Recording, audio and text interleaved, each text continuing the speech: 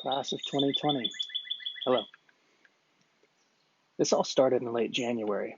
I got a text message from Mr. Marshall asking if he could give a parent my phone number or email. It's for something good, he wrote.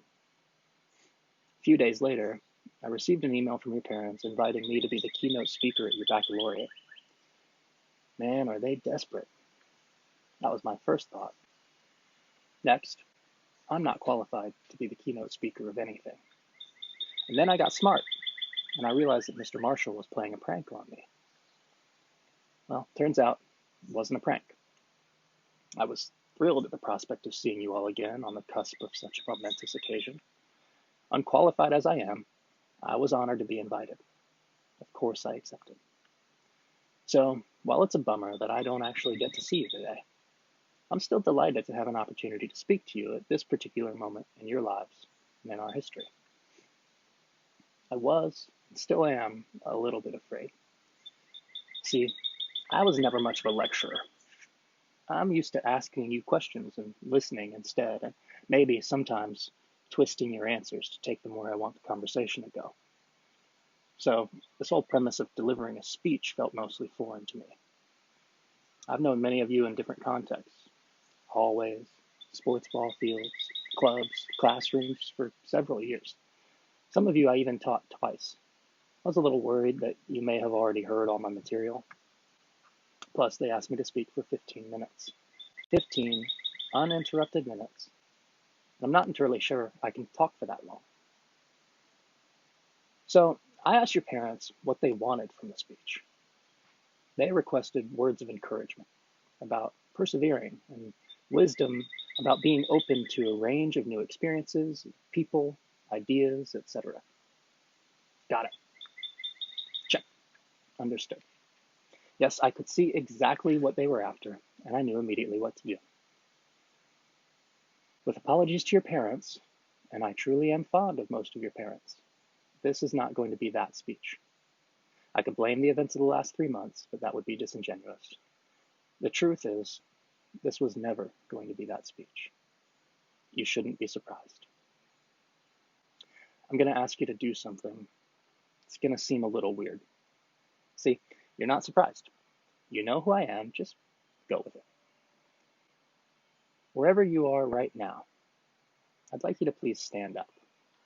If you're disinclined to do this, just imagine the weight of the peer pressure you'd be feeling if we were all in a room together right now. Thank you. So for just a moment, put a tiny bit of extra weight into the balls of your feet at the base of your toes. You don't need to lean forward or exaggerate the motion or anything. Just press down. It might sway ever so slightly, but you should feel steady. Now, send that little bit of extra pressure back to your heels. Maybe just lift your toes off the floor, ever so slightly. Inside your shoes is fine. This shouldn't feel like work. Just so you're sure there's no weight in the toes. Good. Now let your toes come back to the floor, or to the sole of your shoe or whatever, and try to feel your weight evenly dispersed throughout your entire foot. You feel it? Good. Great work. You can sit back down now, or if you were sitting. Okay. Where was I? Right. This is not going to be that speech. I have a lot of reasons. One, you've already heard that speech before, or you've read it, or you can easily imagine everything it might say. Two, you've been living through adversity and persevering all along, because so much of high school was just a continuous loop of adversity. Three, any wisdom I have is just something I learned from someone smarter than I am. If you read enough and listen enough and pay enough attention, you'll pick it all up as you go. Four, we have more important things to talk about. If you ever sat in one of my classes, we almost certainly spoke at some time or another about liminality, that state of being betwixt and between. Adolescence, we may have discussed, is a liminal state. You're not really a child anymore, but you're not quite an adult either. Frankly, it can be unnerving. The last few months have perhaps felt like an extended exercise in liminality for all of us, but likely even more so for you. Not quite child, not quite adult. Not quite in school, not quite finished. bound for college or work or the military or the world, but not sure it's going to look like everyone believed it would just a little earlier this year. And now, it may feel more like being on a precipice. Make no mistake, we are living through an historical moment charged with fear and uncertainty, sometimes evoking in us a longing for the past, other times a yearning for the future. Huh, that sounds kind of like high school too. When I first started writing this speech back in January a million years ago, it occurred to me that this would be a focal point of my message to you. We'd be sitting together in a room just hours after you had last set foot in the halls of Douglas Southall Freeman High School as students, and just hours before you would leave the floor of the Siegel Center as alumni. It would have been one occasion among many this spring for you, not just for you, but also for your families, your teachers, your coaches and mentors, all of us together to be sitting in that liminal state, betwixt and between, looking back at the last 4 years, looking ahead to whatever comes next, maybe a little wistful, maybe a little nostalgic, maybe eager, triumphant. And I was going to ask you then, as I ask you now, to press pause on all the looking backward and all the looking forward, and just spend these 15 minutes or so looking instead around. See, it turns out that you were always living in an historical moment. This particular one is surely more charged, more fraught, heavier than the others. But you've been living through history all your lives.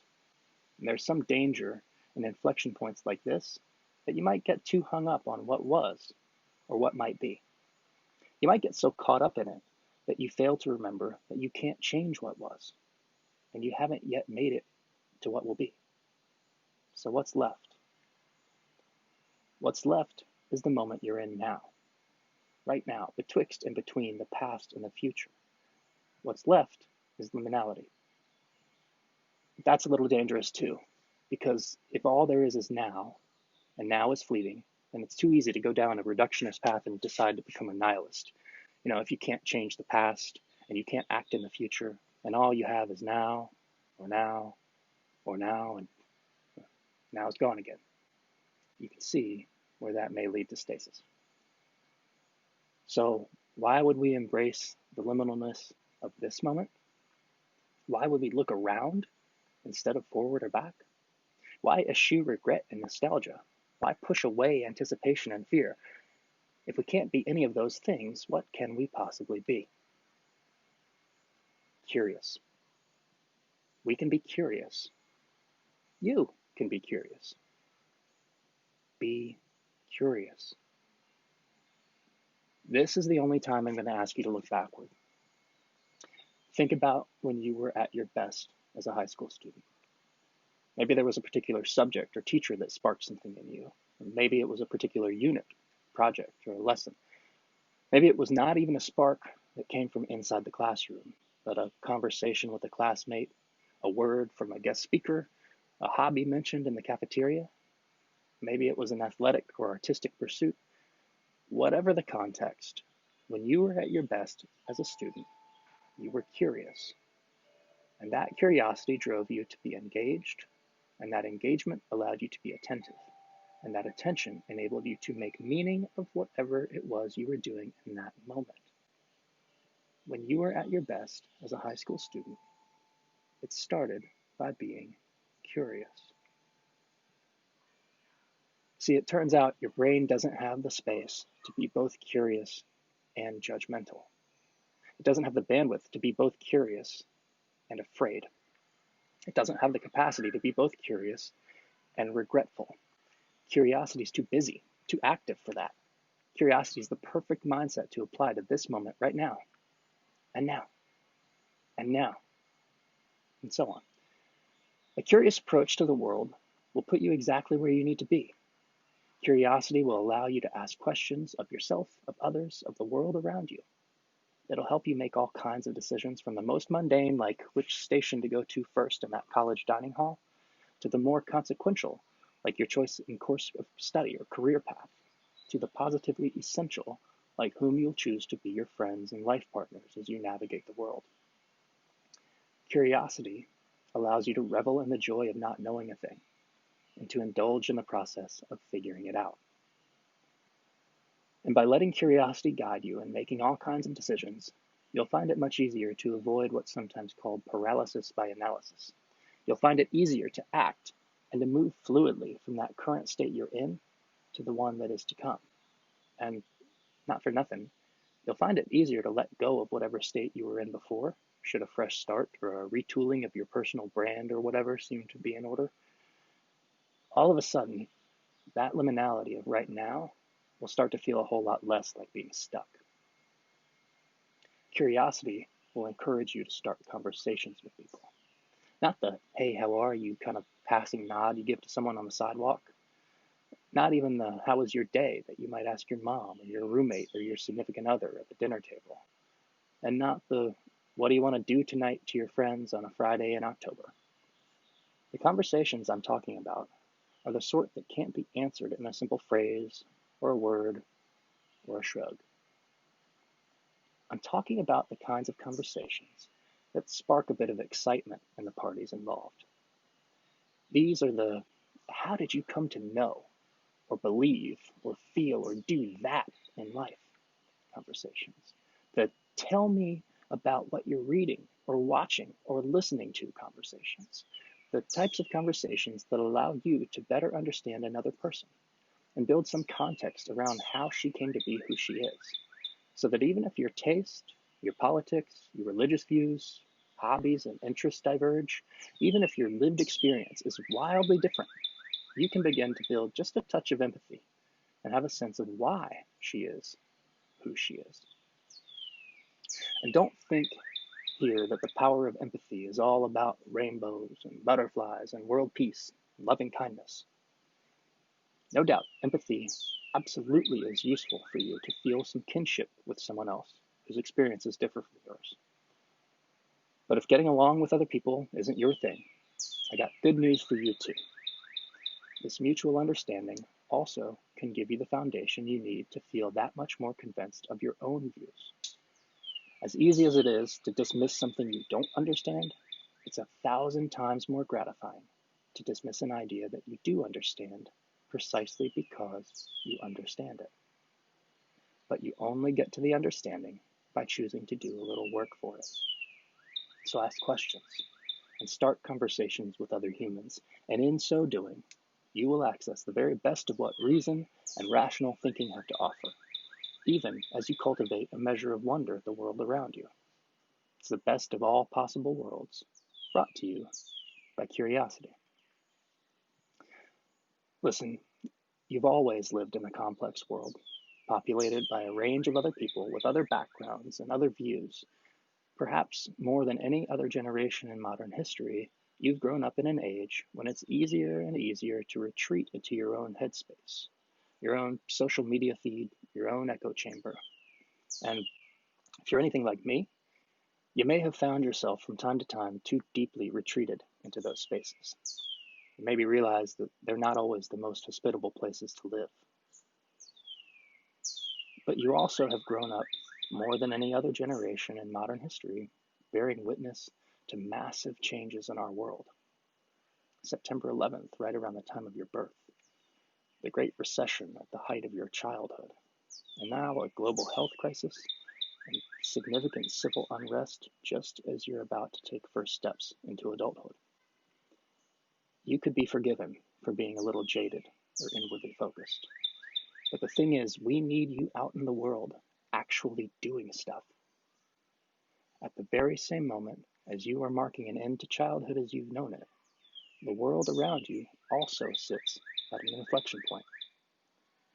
We know that things are going to be different from here, but we'd be foolish to pretend that we know how they're going to look. So you don't need to spend too much energy being wistful or nostalgic about the past. It's not only over, but also severely outdated. Maybe it gives you a little context and experience to draw on. Let the past plant a seed of a question for you and set out to find its answer. You don't need to focus too much on being afraid or hopeful for the future. It's not here yet, and now, maybe more than ever, it's unknown. Set a vision for it Just don't stare off at the horizon for too long before you realize it hasn't gotten any closer and you're still in the same spot. Whatever the next month, year, decade, or longer looks like for you, for the rest of the world, there will certainly be enormous obstacles to overcome. That's where the adversity your parents wanted me to talk about will come into play. There will also assuredly be wild new developments and opportunities and risks and rewards to weigh. That's where the open-mindedness they wanted me to talk about will come into play. But let me encourage you not to try to predict the future or remake the past. That will leave you standing still. Instead, when you notice yourself on the edge of feeling a little stuck, rock slightly forward. Put some pressure into the balls of your feet. Press into your heels. Even out the weight through your whole foot. Look around. Recognize where you are, betwixt and between the past and the future, not stuck in, but fully engaged with your liminality. Adopt a curious stance. Ask yourself what you want to say and do and be right here, where your feet are, and move forward according to your curiosity right now.